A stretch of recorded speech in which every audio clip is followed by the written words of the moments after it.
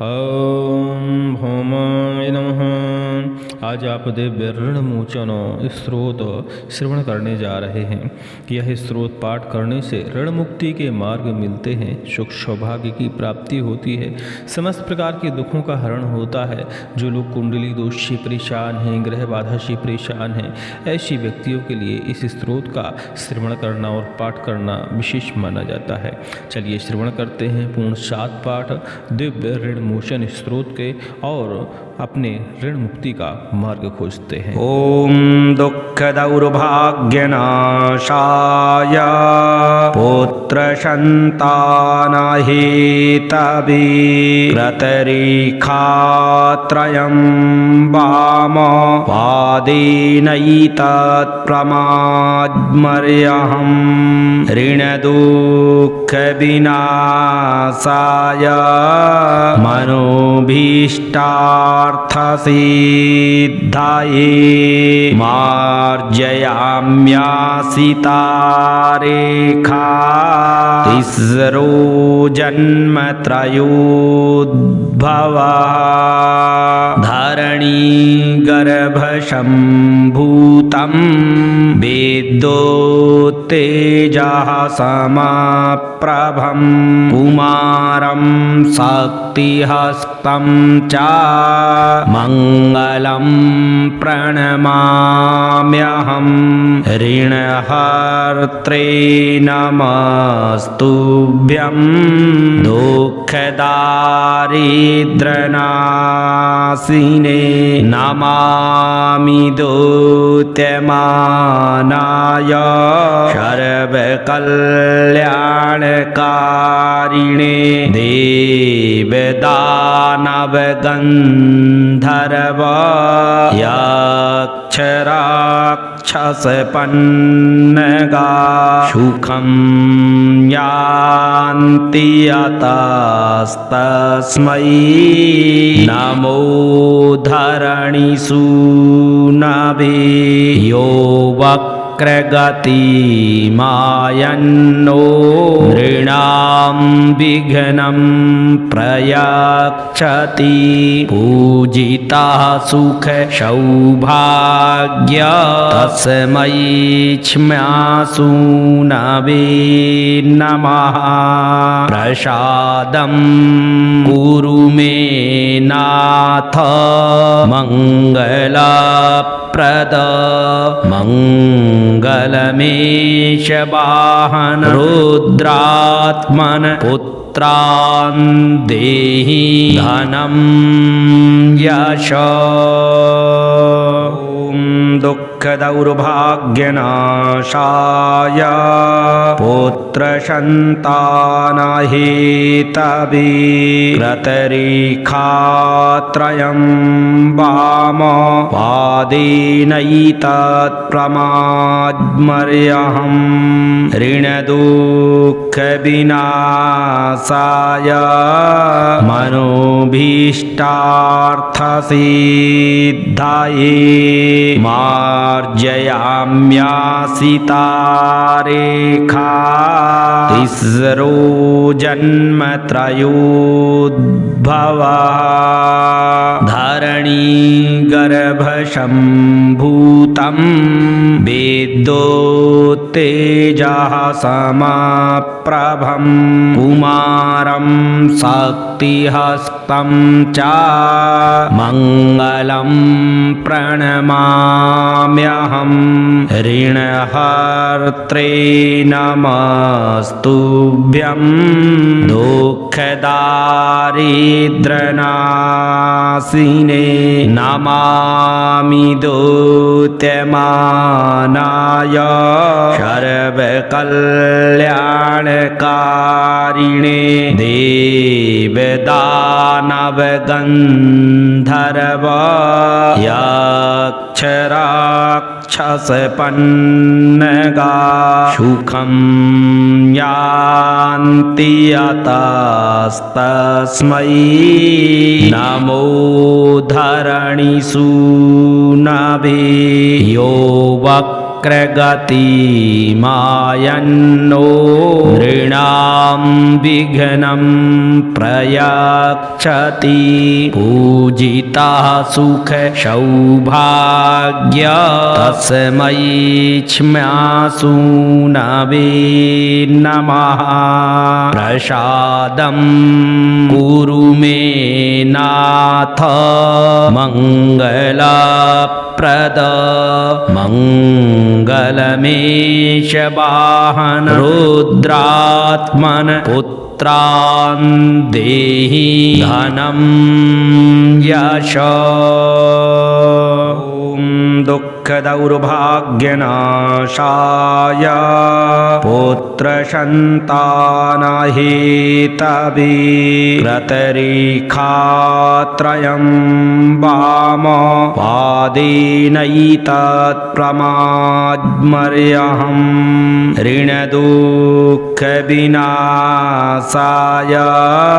मनोभीष्टार्थसिद्धये मार्जयाम्यासितारेखा तिस्रो जन्मत्रयोद्भवः धरणीगर्भसम्भूतं वेदोत्तेजः समप्रभं कुमारं शक्तिहस्तं च मङ्गलं प्रणमाम्यहं ऋणहर्त्रे नमस्तुभ्यं दुःखदारिद्र्यनाशिने नमामि दूत्यमानाय सर्वकल्याणकारिणे देवदानवगन्धर्व यक्षराक्षसपन्नगा सुखं यान्ति यतस्तस्मै नमो धरणिसूनवे यो वक्रगतिमायन्नो नृणां विघ्नं प्रयच्छति पूजितः सुख सौभाग्य तस्मै क्ष्मासु नवे नमः प्रसादं कुरु मे नाथ मङ्गलप्रद मङ्गलमेष वाहन रुद्रात्मन पुत्रान् देहि धनं यश दुःखदौर्भाग्यनाशाय पुत्रसन्तानहेतवे प्रतरेखात्रयं वाम पादेनैतत्प्रमाद्मर्यहं ऋणदुःखविनाशाय मनोभीष्टार्थसिद्धये मार्जयाम्यासितारेखा तिस्रो जन्मत्रयोद्भवः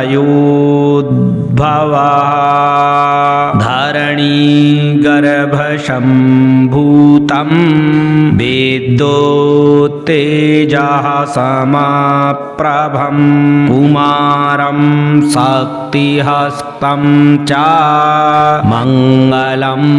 प्रणमाम्यहं ऋणहर्त्रे नमस्तुभ्यं दुःखदारिद्र्यनाशिने नमामि दूत्यमानाय सर्वकल्याणकारिणे देवदानवगन्धर्व यक्षराक्षसपन्नगा सुखं यान्ति यतस्तस्मै नमो धरणिसूनवे यो वक्रगतिमायन्नो नृणां विघ्नं प्रयच्छति पूजितः सुख सौभाग्य तस्मै क्ष्मासूनवे नमः प्रसादं कुरु मे नाथ मङ्गलप्रद मङ्गलमेष वाहन रुद्रात्मन पुत्रान् देहि धनं यश दुःखदौर्भाग्यनाशाय पुत्रसन्तानहेतवे कृतरेखात्रयं वाम पादेनैतत्प्रमाद्मर्यहं ऋणदुःखविनाशाय मनोभीष्टार्थसिद्धये मार्जयाम्यासितारेखा तिस्रो जन्मत्रयोद्भवा धरणीगर्भसम्भूतं वेदोत्तेजः समप्रभं कुमारं शक्तिहस्तं च मङ्गलं प्रणमाम्यहं ऋणहर्त्रे नमस्तुभ्यं दुःखदारिद्र्यनाशिने नमामि दूत्यमानाय सर्वकल्याणकारिणे देवदानवगन्धर्व यक्षराक्षसपन्नगा सुखं यान्ति यतस्तस्मै नमो धरणिसूनवे यो वक्रगतिमायन्नो नृणां विघ्नं प्रयच्छति पूजितः सुख सौभाग्य तस्मै क्ष्मासूनवे नमः प्रसादं कुरु मे नाथ मङ्गलप्रद मङ्गलमेष वाहन रुद्रात्मन पुत्रान् देहि धनं यश दुःखदौर्भाग्यनाशाय पुत्रसन्तानहेतवे कृतरेखात्रयं वाम पादेनैतत्प्रमाद्मर्यहं ऋणदुःखविनाशाय मनोभीष्टार्थसिद्धये मार्जयाम्यासितारेखा तिस्रो जन्मत्रयोद्भवा धरणीगर्भसम्भूतं वेदोत्तेजः समप्रभं कुमारं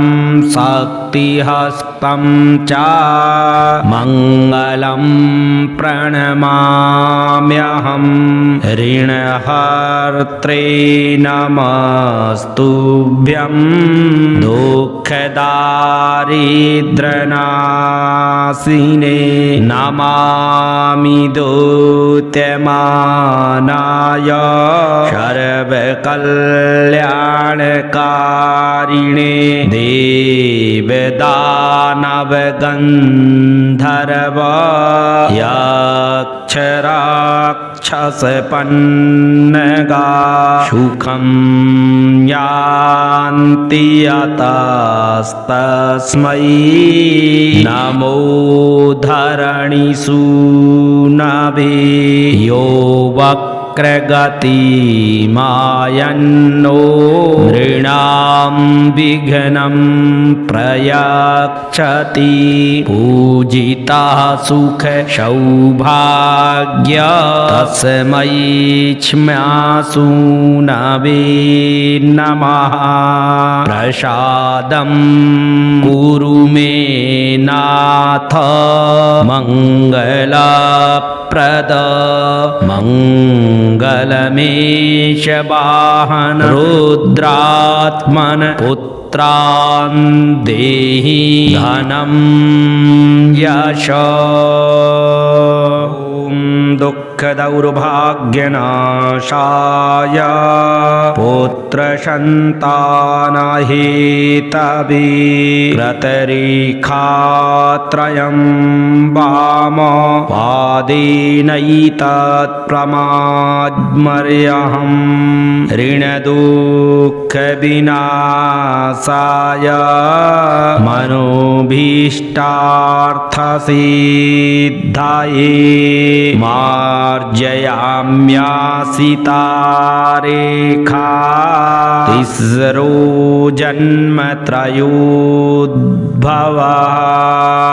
धरणीगर्भसम्भूतं विद्युत्तेजः समप्रभं कुमारं शक्तिहस्तं च मङ्गलं प्रणमाम्यहं ऋणहर्त्रे नमस्तुभ्यं दुःखदारिद्र्यनाशिने नमामि दूत्यमानाय सर्वकल्याणकारिणे देवदानवगन्धर्व यक्षराक्षसपन्नगा सुखं यान्ति यतस्तस्मै नमो धरणिसूनवे यो वक्रगतिमायन्नो नृणां विघ्नं प्रयच्छति पूजितः सुख सौभाग्य तस्मै क्ष्मासुनवे नमः प्रसादं कुरु मे नाथ मङ्गलप्रद मङ्गलमेष वाहन रुद्रात्मन पुत्रान् देहि धनं यश दुःखदौर्भाग्यनाशाय पुत्रसन्तानहेतवे कृतरेखात्रयं वाम पादेनैतत्प्रमाद्मर्यहं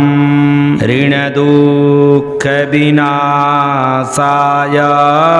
मनोभीष्टार्थसिद्धये मार्जयाम्यासितारेखा तिस्रो जन्मत्रयोद्भवा धरणीगर्भसम्भूतं विद्युत्तेजः समप्रभं कुमारं शक्तिहस्तं च मङ्गलं प्रणमाम्यहं ऋणहर्त्रे नमस्तुभ्यं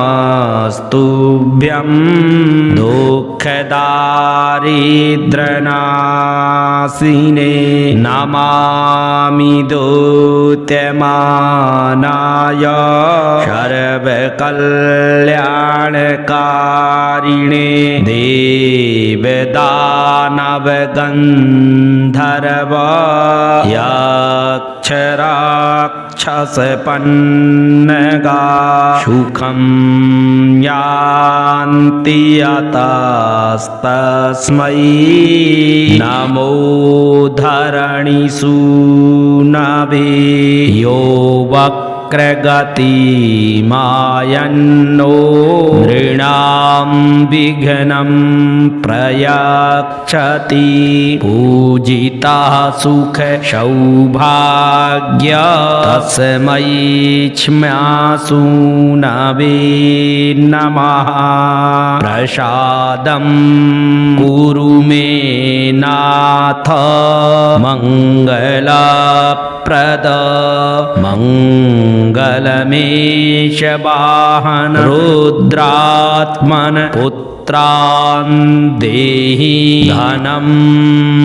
यश